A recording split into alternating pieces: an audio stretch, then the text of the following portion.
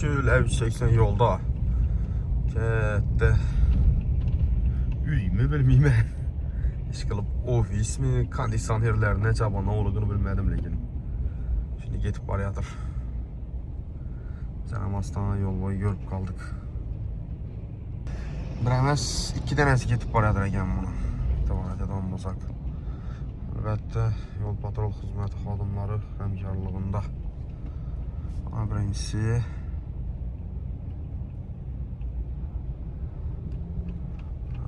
katta narsa ekanligi u qarang.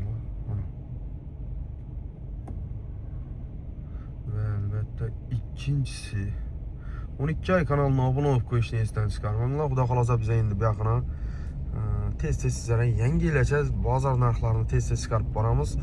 Albatta videolarımızda üzülüşlü olib turgan bo'lsa, uzr so'rab qolaman.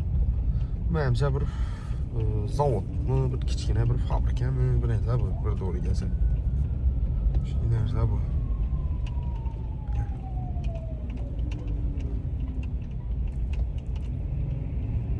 Kolonların içine tushib qoldik lekin